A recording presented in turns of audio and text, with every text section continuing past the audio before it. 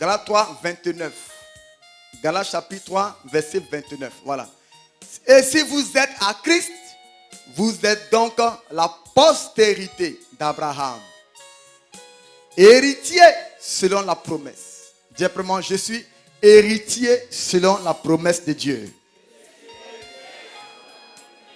Enfant d'Abraham, descendant d'Abraham, je fais partie de la postérité d'Abraham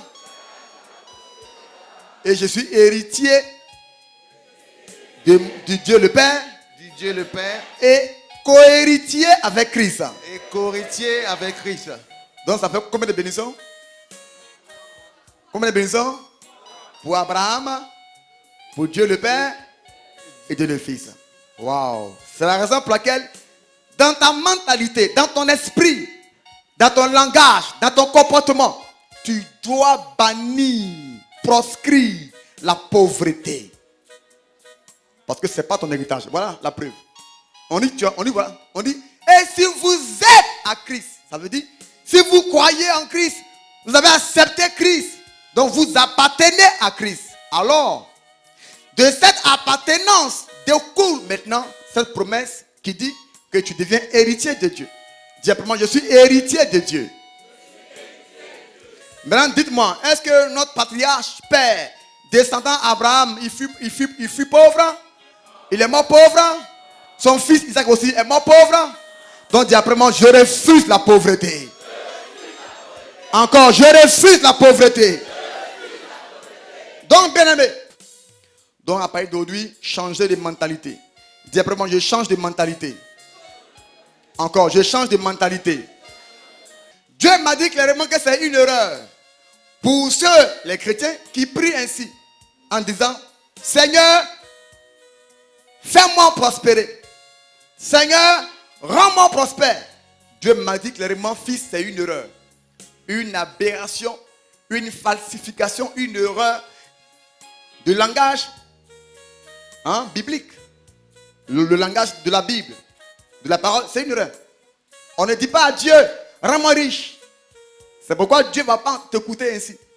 Dieu, rends-moi prospère. Il ne va pas t'écouter ainsi. Pourquoi? Parce que tu l'es déjà. Oh, il y a toi, amen. Tu l'es déjà. Tu l'es déjà. Le premier jour où tu as accepté Christ, automatiquement, ton esprit a été régénéré. Ton esprit est né de nouveau.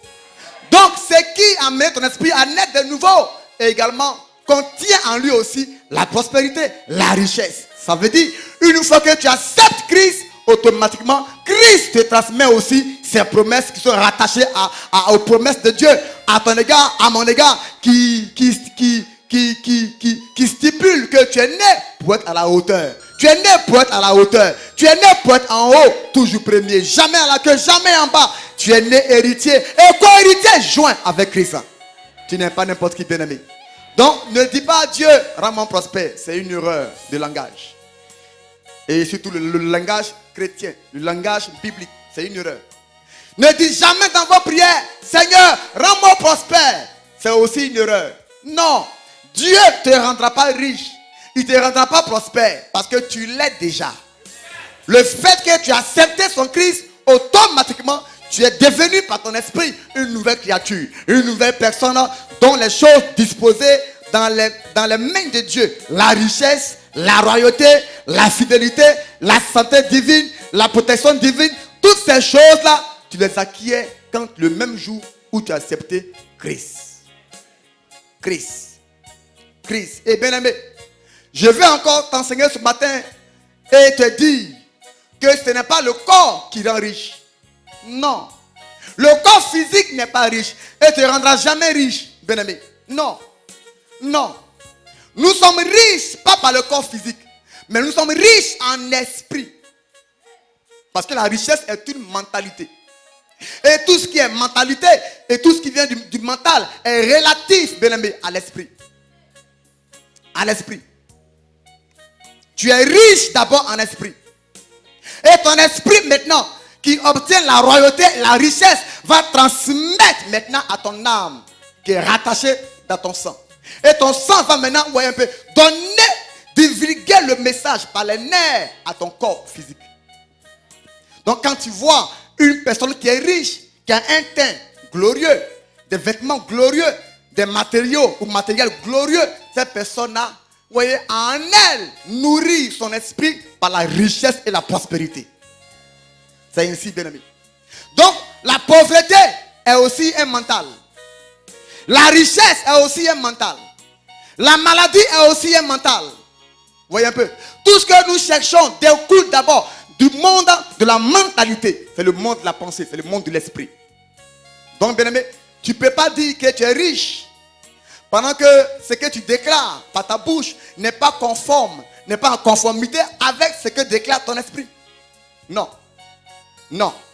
Regardez ce que Christ va dire.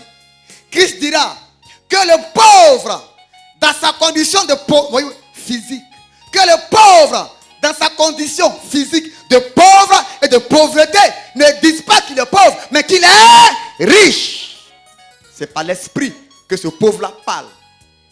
Mais corporellement, physiquement, matériellement, financièrement, il n'a pas l'argent. Il est pauvre. Mais Christ dit qu'il ne dise pas ça. Parce que son mental est fort et riche. Ton amen est faible.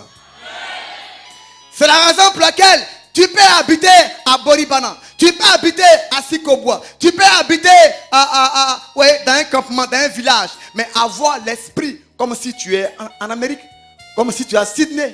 Comme si tu es à Cocody. C'est ton esprit. Ton esprit, bien-aimé. Ton esprit. Ton corps, par manque de moyens, peut supporter de porter des vêtements de 100 francs, de 1000 francs, de 500. Ça, c'est le corps. Mais ton esprit est en train de dire que je porte des vêtements de millions, des costumes 1 million, 2 millions, des bijoux de milliards. Je les porte en esprit. En esprit. Donc, tout vient d'abord de l'esprit. Tout découle d'abord de l'esprit. Donc, quand tu as cette crise, automatiquement, Christ te transmet par ton esprit qui a été régénéré. Régénéré. Il te transmet maintenant la mentalité de la richesse, la royauté, la prospérité. Dis encore après moi, je suis prospère. Encore, je suis prospère. Encore, je suis prospère. Donc, bien aimé, c'est une erreur de le dire. Donc, à partir d'aujourd'hui, changez cette façon de prier. Rends-moi riche, rends-moi prospère. Tu l'es déjà.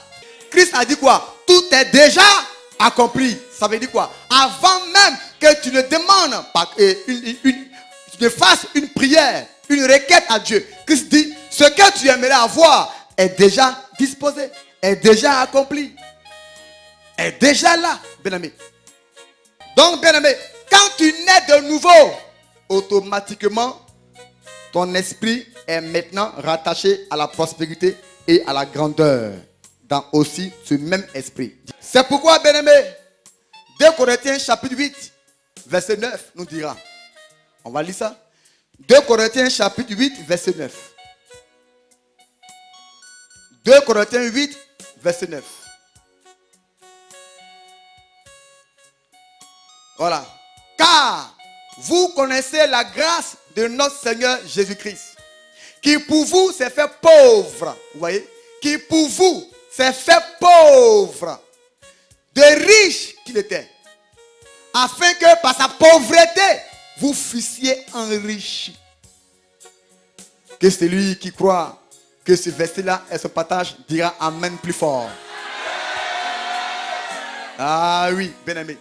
Vous voyez, on dit qu'il s'est fait pauvre. Mais bien aimé, ici, la pauvreté ici dont parle la popole, ce n'est pas une pauvreté spirituelle. Non, ce n'est pas une pauvreté spirituelle. C'est une pauvreté de l'art, du matériel, des finances et de tout ce qui est relatif au physique, qui est en contact avec le monde terrestre, le monde physique. C'est de ça parle la popole. Il dit que Jésus-Christ, qui pour vous s'est fait pauvre, pas spirituellement, mais s'est fait pauvre physiquement, s'est fait pauvre. Quoi encore? Matériellement, s'est fait pauvre financièrement, afin que par sa pauvreté financière, toi, tu sois enrichi. Et il dit même pas, vous fussiez riche. Il dit même pas vous soyez riches, mais il dit enrichi. Waouh, enrichi. Et j'interroge là Holy Ghost. Mais pourquoi ce mot enrichi? Et il me dira, serviteur, si je mettais le mot riche, ce qui arrive aux autres allait aussi vous arriver. Il y a parmi nous ici, dans cette assemblée, il y a des gens qui ont touché des millions, des centaines de millions, des dizaines de millions, mais qui ont joué avec ça.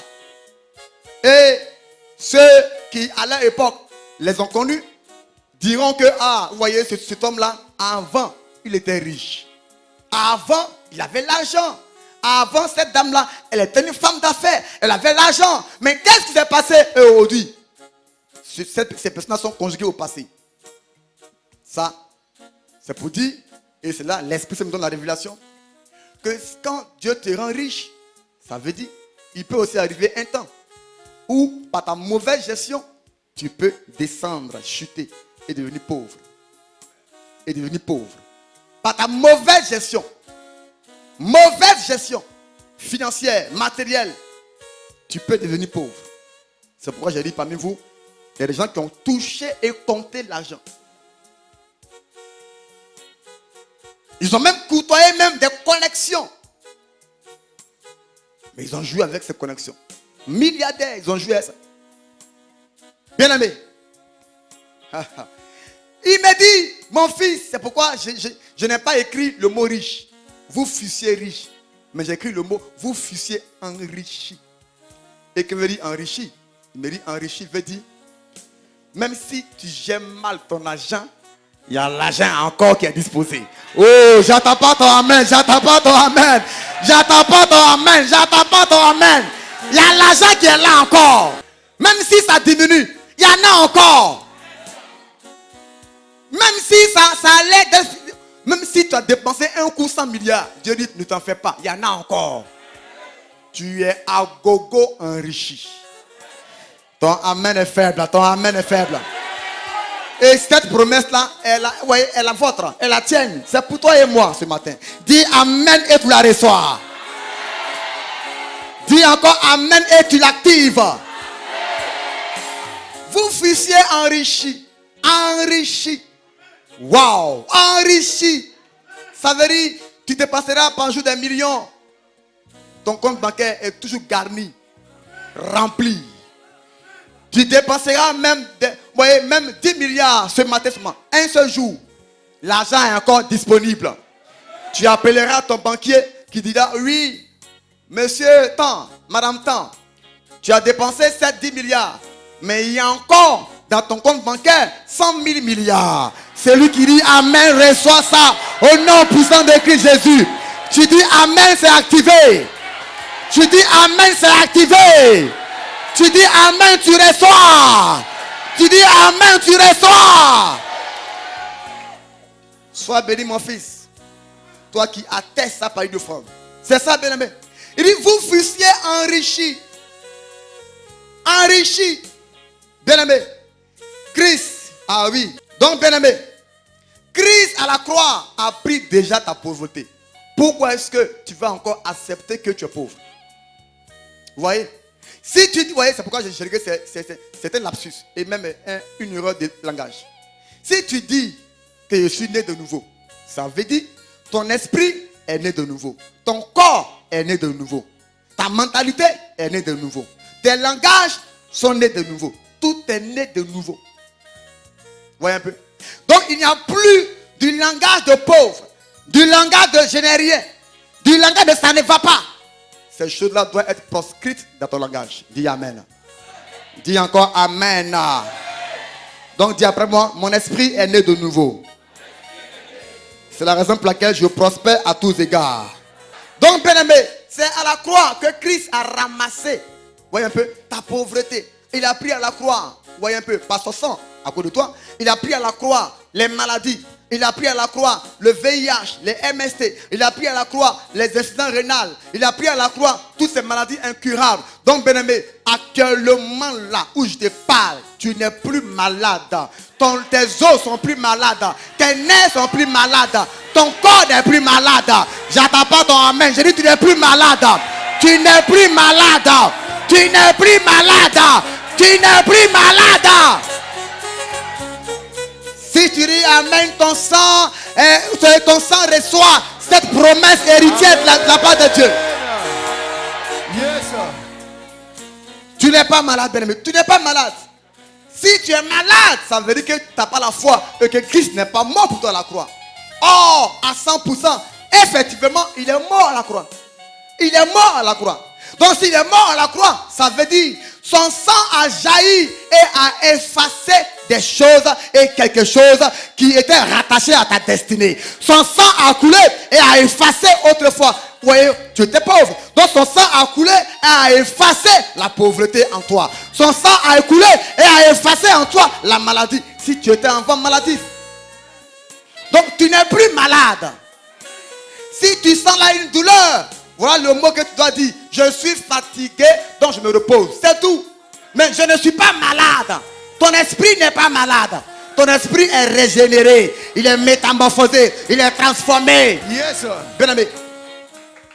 Et comme les chrétiens ne sont pas corps, âme et esprit. Non. Ça c'est les païens. C'est les païens qui sont corps, âme et esprit. Donc ils sont téléguidés par la chair. Et tout ce qui est rattaché à la chair. Vous voyez, aux choses de la chair. Ça c'est les païens. C'est pourquoi les païens sont attirés par ces choses-là. Mais nous, enfants de Dieu, nous ne sommes pas corps, âme et esprit. Mais nous sommes esprits ayant une âme qui vit les deux dans un corps. Donc, nous sommes téléguidés par l'Esprit de Dieu qui est en rapport permanent chaque jour avec notre esprit. L'esprit de l'homme, l'esprit humain est soumis à l'obéissance de l'Esprit de Dieu qui maintenant est en toi. Vous voyez, c'est pourquoi la Bible dit, ne savez-vous pas que vous êtes le temple, vous êtes la maison de Dieu. Donc Dieu, selon ma foi et selon la révélation que Dieu m'a accordée, Dieu n'est plus au ciel. Pour ceux qui désiraient le voir au ciel, il n'est plus au ciel. Il a préféré descendre parce que là-bas au ciel, les lunes ne l'adorent pas, les galaxies ne l'adorent pas, les cieux ne l'adorent pas. Dieu cherche un être humain comme moi qui puisse l'adorer en esprit et en vérité. C'est à cause de moi, il a dit, si tu ne m'adores pas, oh David, si tu ne m'adores pas, je vais susciter les pierres pour m'adorer. Et j'ai dit à Dieu, non et non. Tu ne vas pas créer les pierres pour t'adorer. Je suis là pour te célébrer. Je suis là pour t'adorer. Je suis là. Yes. Et Christ n'est pas mort à la croix pour les cieux ni pour la terre. Il est mort à la croix à cause d'une seule personne, Oli David. Ah, et toi? Ah, moi, je dis mon nom, hein, et toi? Il est mort pour moi à la croix, bien-aimé. Et c'est par sa mort à la croix. Et surtout, s'il était mort et il n'était pas ressuscité, il allait avoir un problème. Mais il est mort et il est ressuscité. Donc, je suis mort avec lui dans la tombe. Je suis mort avec lui dans le cercueil. Et gloire à Dieu qui n'est pas resté dans la tombe. Il n'est pas resté dans le cercueil. Il est sorti. Donc en sortant, il est sorti avec un nouveau corps, une nouvelle mentalité, un nouveau esprit, un nouveau langage, un langage de Dieu, un corps divin. Oh, j'attends pas ton amen, j'attends pas ton amen. J'attends pas ton amen, j'attends pas ton amen. Bien aimé, pour ceux qui ne croient pas, tout à l'heure même, va t'inscrire au prochain voyage, le convoi organisé par Ben TV qui s'en va en Israël. Va là-bas. Tu vas voir que le tombeau est vide. Christ n'est plus là-bas. Christ n'est plus là-bas.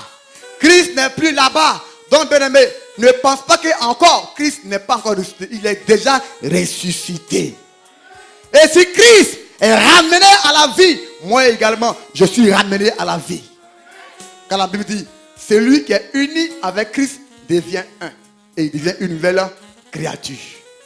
Je suis un avec Christ. Quand Dieu voit Christ, il me voit.